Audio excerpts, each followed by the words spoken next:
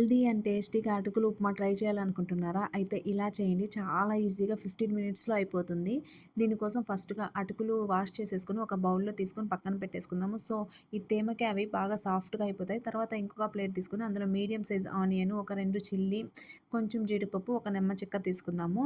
ఇక చూసారా అటుకులనేవి బాగా సాఫ్ట్‌గా, డ్రైగా ఉన్నాయి కదా! సో, ఇందులో కొంచెం సాల్ట్ వేసేసుకొని కలుపుకొని పక్కన పెట్టేసుకుందాము. తర్వాత ఒక పాన్ తీసుకొని దాంట్లో కొంచెం 2 స్పూన్స్ ఆయిల్ వేసేసి కొంచెం జీలకర్ర, కొంచెం ఆవాలు, తర్వాత వచ్చేసి జీడిపప్పు వేసేసుకున్నానండి. జీడిపప్పుతో పాటు కొంచెం పల్లీలు గూడా వేశాను. సో, ఇవి 2 వేయడం వల్ల ఏమవుతుందంటే, మనం ఉప్మా తినేటప్పుడు ఇవి కొంచెం క్రంచీగా తగులుతూ ఉండడం వల్ల పిల్లలు ఇష్టంగా తింటారు. సో, హెల్త్‌కి కూడా మంచిది కాబట్టి, సో, ఇవి మనం వేసుకుందాం. తర్వాత కట్ చేసి పెట్టుకున్న ఆనియన్ ముక్కలు అందులో యాడ్ చేసేసుకుందాము. ఆనియన్స్ అనేవి కూడా బాగా వేయించేసుకుందాం. మీడియం ఫ్లేమ్‌లో చేసుకుందాం. ఇదంతా హై ఫ్లేమ్‌లో చేయడం వల్ల మాడిపోతుంది.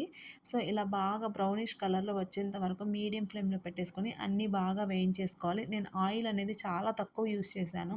ఎక్కువ ఆయిల్ వేయడం వల్ల ఒక్కోసారి కొంచెం బాగా గ్రీజీగా ఉన్నట్టుంటుందనమాట. సో, ఇప్పుడు దీంట్లో మనం చిల్లీలు కూడా యాడ్ చేసేసుకొని అన్నీ నీట్‌గా ఇలా కలిపేసుకుందామనమాట.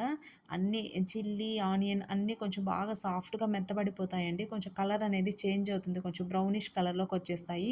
సో, అలాంటప్పుడు మనం అందులో కొంచెం సాల్ట్ యాడ్ చేసేసుకుందాం రుచికి. ఆల్రెడీ మనం అందులో యాడ్ చేసాం కాబట్టి కొంచెం తక్కువే పడుతుంది. తర్వాత మనం కొంచెం పసుపు అనేది యాడ్ చేసేసుకుందాం కలర్ కోసము. సో, అట్రాక్టివ్‌గా ఉంటేనే పిల్లలు తింటారు కాబట్టి మాక్సిమం మనం పసుపే యూజ్ చేస్తాం అటుకులు ఉప్మాకి. సో, కొంచెం పసుపు అనేది యాడ్ చేసేసుకొని అన్నీ నీట్‌గా కలిపేసుకోవాలి. స్లిమ్‌లో పెట్టేసుకొని చేసుకుందామండి. ఎందుకంటే హై ఫ్లేమ్‌లో పెట్టడం వల్ల కొంచెం అవన్నీ మాడిపోయి ఒక రకంగా బ్లాకిష్‌గా వచ్చేస్తుంది. సో, మీడియం ఫ్లేము లేదంటే లో ఫ్లేమ్‌లో పెట్టేసుకొని చేసుకోండి. సో, ఇలా అన్నీ కలిపేసుకొని మిక్స్ చేసుకోవాలి. బాగా ఉడికిపోయాయి కదండీ! ఆయిల్ అనేది ఎంత తక్కువగా వేసుకోవడం వల్ల అంత హెల్త్‌కి మంచిది.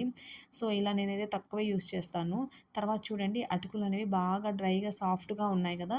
సో, ఇప్పుడు మనం ఇందులో అటుకులనేవి యాడ్ చేసేసుకుందాము. అటుకులు యాడ్ చేసేసుకున్న తర్వాత బాగా మిక్స్ చేసేసుకోవాలి. అన్నీ కలిసేటట్టు బాగా స్లోగా మిక్స్ చేసేసుకొని మొత్తం ఇలా చూడండి నేను ఎలా మిక్స్ చేస్తున్నానో ఇలాగే మొత్తం మిక్స్ చేసేసుకొని చూడండి కలర్ కూడా ఎట్లా అన్నిటికీ మిక్స్ అయిపోయి ఈక్వల్‌గా ఆ తాలింపు అనేది ఆ అటుకులకి బాగా పట్టేసిందనమాట. ఫైనల్‌గా మనం నిమ్మ చెక్క ఉంది కదా!